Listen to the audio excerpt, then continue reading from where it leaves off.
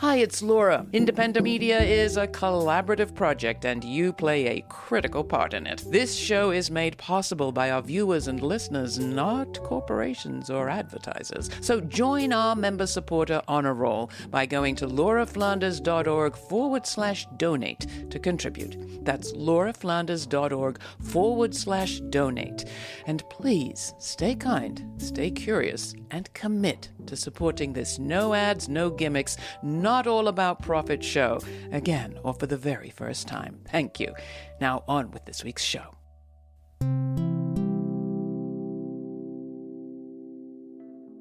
They targeted me, they came after me, and then when I left the facility, they continued to come after me and have me arrested anyway. I'm afraid too, but I pray that fear doesn't turn me into a coward. You have to do things, you gotta get it done. Like, nobody wants to debate with you about your politics in the bread line, right? You have to make sure they can get bread. And that's really what my responsibility is. The problem with Democrats are not Republicans. The problem with Democrats are Democrats. I knew today's guest was no ordinary politician when I saw him perform a soaring poetic tribute to the incomparable poet Sonia Sanchez at the Schomburg Center in New York City on the occasion of her 90th birthday. At the time, he was not only mayor of New Jersey's largest, busiest, and most challenging city, but he was also running for governor, and we were all in the immediate run-up to one of the nation's most consequential presidential elections. Clearly, Ras Baraka was not only a good poet and time manager, but also a stand-up guy, rooted in the cultural legacy of the Black arts movement and his parents, poets Amiri and Amina Baraka, as well as in the principles driving Sanchez and his own history as a public school teacher, namely a commitment to genuine radical change. Some in our audience may have first heard of Baraka only after his arrest at an immigration detention center this May, and heard his outspoken opposition to the Republicans' immigration agenda and assertion of executive power. What they may not know, then, is that as mayor of the city of Newark, Ras Baraka has supported many of the sorts of programs that we cover pretty regularly on this program, from universal basic income to publicly informed policing and community broadband. And he's seen success, driving down crime and homelessness and inspiring other city leaders everywhere. He is currently one of the leading candidates in a very crowded field of Democrats competing in New Jersey's gubernatorial primary race. If elected, he would be the first black governor in New Jersey. If he's not elected, he is still an extraordinary politician, one to watch as he insists on advancing forward-thinking policy even in these tough times. Therefore, it is my great pleasure to welcome the mayor of the city of Newark, Ras Baraka, to Laura Flanders and Friends. Ras, welcome so much, Mayor Baraka. How would you prefer that I refer to you? I'm okay. Whatever you like to do today on the show, I'm okay. Yeah. Well, I appreciate that. I guess let's start with where some people are with the story, which is with that confrontation at that Delaney Hall facility there in Newark. What's the status of the facility? Who's in there? What condition are they in? And what was your concern about the place? It's a private prison. The government has a contract to house some of their detainees in there, so they don't own the property. They don't have a lease on the property. We really wanted them to just allow our inspectors to inspect the property as we do everything, and to apply for a certificate of occupancy. They don't have one. They're arguing they had one 20 years ago. Well, it's not sufficient based on our local law. And so we were in court, and the courts decide disputes. That's what happens in America, supposedly. But they decided to put detainees in the property, or people in the property, whether they're detainees or workers or anybody who shouldn't be in the property without a certificate of occupancy. So we took umbrage with that, and we were in court. And, we went up there to make them do what they're supposed to do. Our congresspeople decided to go there. I came there for a press event, and it escalated and turned into them arresting me. Thank God that those charges have been dismissed, but we still have charges on the Congresswoman LaMonica MacGyver that we're also trying to get dismissed right now as we speak. How do you see your arrest and the indictment of your colleague, Representative LaMonica McIver, within the kind of broader context of what's happening in this country at this time? Yeah, well, we're moving very fast towards authoritarianism if we haven't arrived there already. I mean, you're talking about people who are arresting mayors, judges, congresspeople, anybody who they think is going to defy them, who thinks differently to them. Deporting people with green cards and visas simply because they have different ideologies than they do. Running up on people on the street who are, in fact, citizens, who are violating people's due process here in this country. These folks are who passed congressional legislation in the House with a caveat that says that they don't have to listen to federal courts, or that they to stop federal courts from putting on their ability to do the things that they're doing, those executive orders or whatever else they think that they should do that's outside of the Constitution of this country. And I think this is dangerous. It's very, very, very dangerous. And we should be very concerned about this. Do you think you were targeted personally? Because the video sure looks that way. Absolutely. I think I was targeted. I mean, I was in the facility for over an hour and a half, just standing there, and they came and targeted me. They targeted me because I'm the mayor of the city. They targeted me because I'm up there trying to hold GEO accountable to city laws. GEO, the for-profit company that runs the place, they got the contract. That's right. So yeah, they targeted me. They came after me, and then when I left the facility, they continued to come after me and have me arrested anyway. I saw you quoted somewhere as saying giving up on the sanctuary city status of Newark would be like giving up on democracy. How so? Absolutely. Immigration is a key component to this country. Obviously, we have advertised to the rest of the world that we've discovered the best thing since sliced bread, and that the whole world should be the envy. We should be the envy of the entire world because we have this democracy and our Constitution defends that. And so why don't you think people around the world are going to come here and try it on and see how it fits, right? This idea that people are protected in their persons, their paper, and their property. They have the right to practice any religion they want. They have the right to assemble. They have the right of their own ideology and to face their accusers in court and contend their incarceration or arrest, to represent themselves in court. All these things are noble ideas that separate us from countries around the world. To renege on that promise makes us a different place than when we taught kids that we were in the fifth grade. Now, you sound like you might represent the United States slightly differently than the story that you just told, this sliced bread discovery, best ever in the world. How would you tell the story of where we are? And how would you describe the test that so many of us feel like we're under right now? Yeah, like I said, America's always been a work in progress. The struggle itself is what makes America great, not hiding it. The idea that my grandfather fled Jim Crow and had to shine shoes in Newark, and until he became a postal worker because that was the only job he was offered. And his son became a renowned poet. His grandson, the mayor of the state's largest city and a number one contender for governor, is a strictly American story.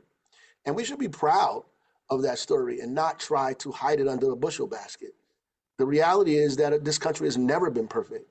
And the people in it, the only thing that's been perfect is our ability to make it better generation after generation.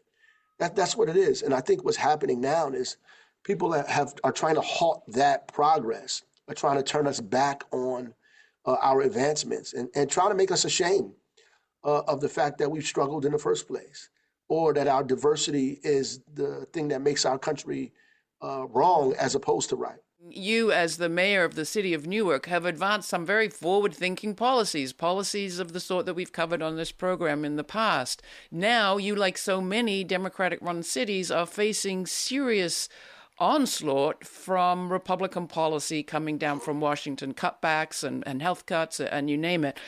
First, I'd love you just to describe Newark for people that don't know it. A fabulous city, but people across the country aren't aware of how much is happening there. Newark is the state's largest city. It is a working class town, average income about $37,000. Very diverse community. It's always been diverse.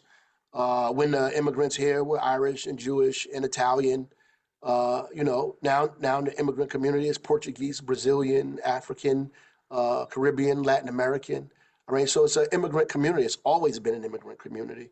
And that's been the strength of this city. It's a port town, an industrial town. And so Our struggles here have always been the way they are. We have done tremendous things in this town, changing the skyline, billions of dollars worth of development, forcing affordable housing in the city, putting 20% affordability in everything that is put up in this town. Change 23,000 lead service lines, rounding costs to the taxpayers, reduce violent crime by 61% in the city, diminish street homelessness to about the 257% street homelessness diminished 2 years ago, in this town. Did guaranteed income, gave people $600 a month or $6,000 or about $6,000 a year or more.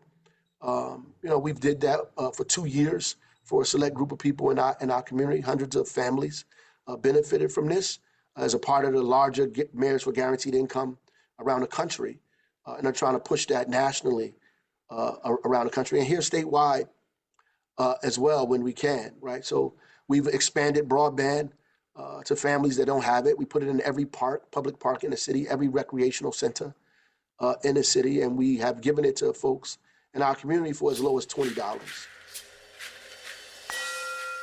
You're listening to Laura Flanders and Friends. Laura's guest today is Ras Baraka, the mayor of Newark, New Jersey, and candidate for governor. After he was arrested this May at an immigrant detention facility in his city, the charges against him were dropped. But he went on to sue the federal prosecutor and close Trump ally involved, charging false arrest and malicious prosecution. Up next, they talk about why he chose to enter the race for governor and what's at stake for states like New Jersey in the face of Republican budget cuts. As a former teacher, Baraka also weighs in on the expansion of federal funding for so-called school choice programs like school vouchers and the potential impact on public education. You can watch this episode at our website, and while you're there, take a moment to subscribe to our newsletter, where you'll receive information on all of our web exclusives, including the full uncut conversation with Mayor Baraka, available for free as a podcast. The discussion continues, but first here's Of Peace by Galliano from the album Halfway Somewhere on Brownswood Records.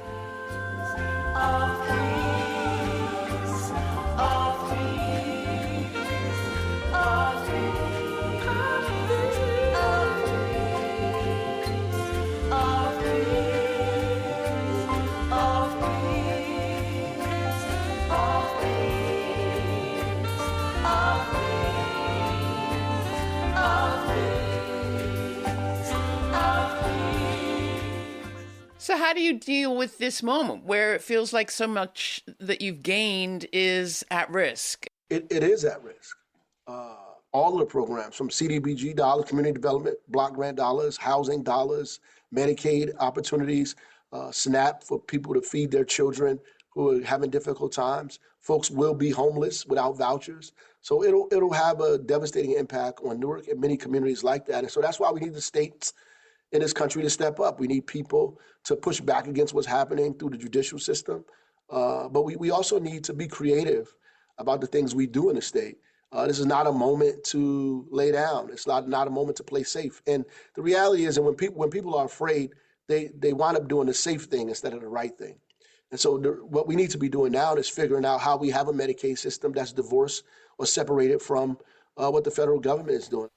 I got to ask you about the President Trump's voucher plan for schools. He has he would like to see a federal and national school voucher plan, and to some people, school vouchers still seem like a good idea. Vouchers to attend charter schools and privately run schools. This one is a kind of buy your way in kind of program, I think, that could also provide a tax benefit for people that invest stock options and so on. As a former public school teacher, what do you say?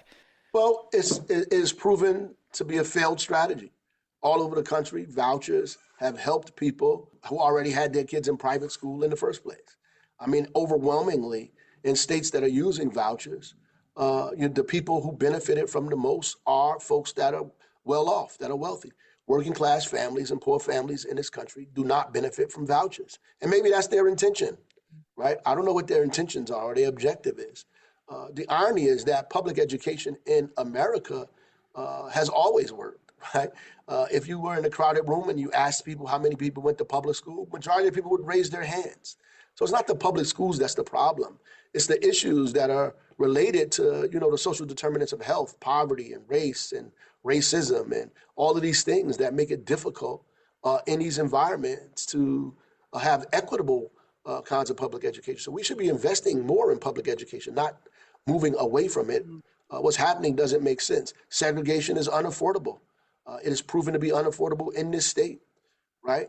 New Jersey has one of the best educational systems in the country, by the way, but also the sixth most segregated in the country by race and class. And so the inequity you see in New Jersey is not because of public schools, it's because of segregation in our state, and we need to fix it. So is that why you want to run for governor, while you are running for governor, and rather than staying in that important job as mayor of the city of Newark? Yeah, I think being a mayor is incredibly important, but I think the governor, especially at this time, is even more crucial and critical in this moral moment that we're in right now. We need louder voices, bigger resources, a larger stage, a greater opportunity to help more people than we can, to bring communities together, to build a broad-based coalition, and yes, to tackle inequity.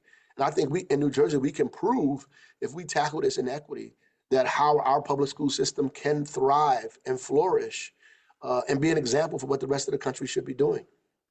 You have a lot of competitors there in that primary, and some people will be seeing this program nationally after the election. So I'm sure you want to wish them all well. But how do you distinguish yourself from the others? I think it's pretty clear. Like when you hear us talk at the debates, I mean, what I'm trying to do is a lot bigger, a lot more imaginative, a lot more creative.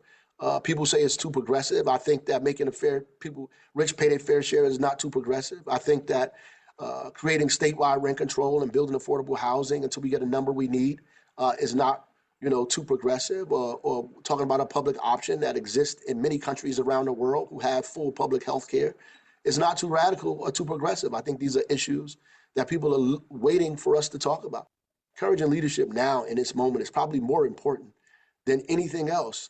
As Maya Angelou said, courage is the most important value. It gets you the opportunity to practice all the other ones. One of the things that I've heard a lot of people say is, look, Donald Trump got more votes in his third run for president in New Jersey than he did in his first two. The states moved to the right. You can see the statistics. Now, that's all as of the last presidential race. We don't know where it is right now. What's your sense? Well, I'll tell you this. The problem with Democrats are not Republicans. The problem with Democrats are Democrats. We're throwing people off the voting rolls in New Jersey, like maybe in Mississippi or Georgia, because they didn't vote in the last couple of elections, as opposed to warning them and telling them you need to vote. 500,000 Democrats stayed home in the Kamala Harris race. 68%, even in the black community, 68% of the black vote came out in Joe Biden's race. Only 60% of eligible voters in the black community came out for Kamala Harris. When Murphy ran, he won in his last election with less percentage points than Kamala Harris. He won with only 3 percentage points. So about 1 million Democrats stayed home. So the first thing we should be going after are the people who made a decision not to come out to vote. There are people that have said you're the black Bernie Sanders. Now, I think we can have both you and Bernie Sanders without having to compare the two of you. But he has made the point about the increase in independence these days, the number of folks who are registering independent. It sounds like you have some suspicions of how to get those back into the Democratic Party fold. And I would say I think the gubernatorial primary there in New Jersey has also been in some ways a test of the party. Its commitment to the old guard versus the new, the changing in the ballots that used to benefit the county party endorsed candidates and so forth. Is there real change in the works in the party there in New Jersey? Well, I can see it. I just see all the political infrastructure, period. I think the change in the party line, the infrastructure there has given people a lot more steam. Making people feel like they can run and win. Look, if this race was 4 years ago, it wouldn't be 6 people still in the race. We would have had 2 people in the race, possibly even 1, after the bosses made a deal and sat down and divvied up the spoils. It would have been 2 people in the race, possibly 1, and we would have been all galvanizing behind this one individual to run against the Republican Party. But because there's 6 people in the race, it's proof that we're in a different time in New Jersey for sure. I need to ask you what I've heard from some people, which is, was your positioning there at the Delaney Hall facility grandstanding to stand out amongst that pack there running for governor? I think that's ridiculous. Well, I wish one of them would have done it, because, it's really humiliating. But at the end of the day, I was there that morning. I've been there. What people are forgetting to understand is I've been there. I was there every single morning before that arrest at 7 a.m. with UCC code enforcement people, fire inspectors, trying to gain entry with the ICE agents right there. If I wanted to grandstand, and the reporters were right next to me, I could have grandstand at that time and got arrested at that time. But that was not my goal. I went down there to a press conference at 1:30 with the Congress people, and the folks from Homeland Security are the ones that escalated that, not us. And if you can see the video, I walked right into place because they asked me to come in there. And then began to try to, accost me and do all these other kind of things and escalated that. And it was completely avoidable, right, and totally unnecessary. I heard you after that event saying on national television, I think it was MSNBC, basically calling on other members of the national, congressional, and senatorial delegations, but certainly the ones from New Jersey, to show up and do what you all were doing. Have they? Well, I mean, we gotten a lot of calls, a lot of well wishes. A lot of people have said a few things, but I don't think there's any collective action. And that's what's missing. And I tell you what, as I go up and down the state of New Jersey, people are very afraid. And they're saying that we need leadership. And I think there's a lot of people that are exhibiting leadership. I don't think people feel it because there's no collective thing happening. There's no collaboration going on. Nobody's planning anything. It's all spontaneous and individualized. And there's no real strategy on how we push back against these people nationally. And I think that's what's missing. How can there not be a strategy still? That's a good question. I certainly don't feel one and haven't heard about one. No, I think you're totally right. I mean, as we draw to a close, I want to go back into your history. Part of what gives you the courage, I think, that you do is your legacy and your rootedness in a tradition that includes members of your family. At a time when this administration seems so determined to erase exactly that history. I'm talking Black history, I'm talking movement history, I'm talking liberation history, and not just history, but analysis, storytelling, inspiration.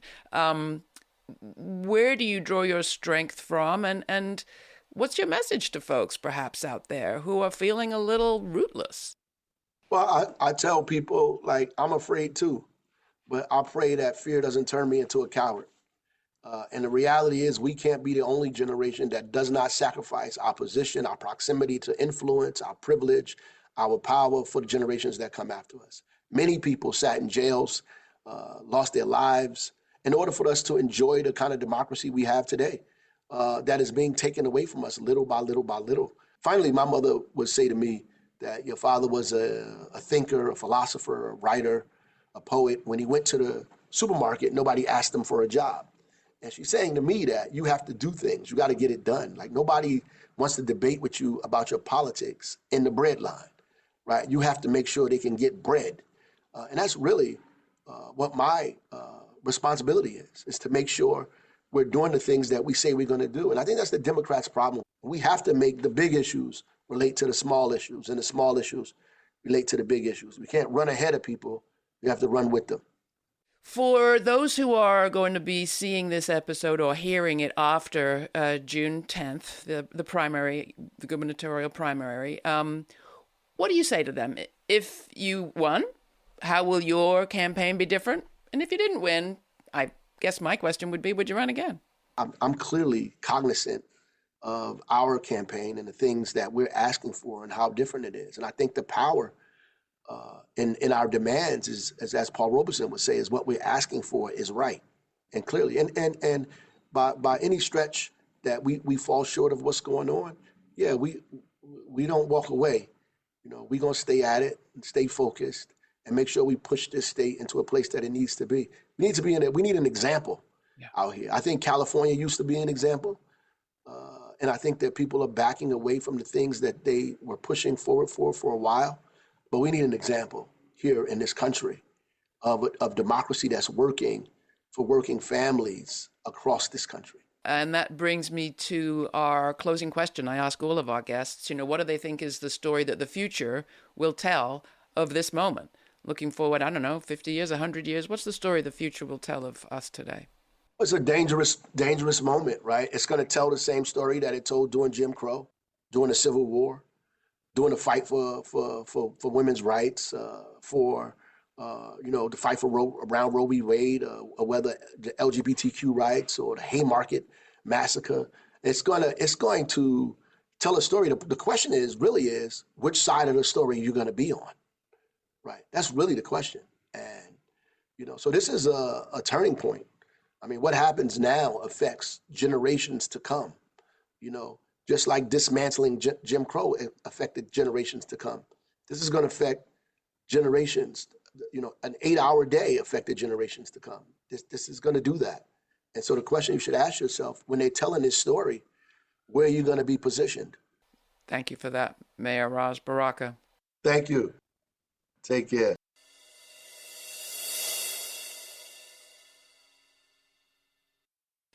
The Democrats are the Democrats' problem, says Mayor Baraka, and you can see why he thinks that. While some, like him, are out there advancing forward-thinking policy that might solve people's needs in innovative ways, others seem content to sit on their hands, patiently waiting for midterms, or spend their time finger-pointing over who said what about Biden.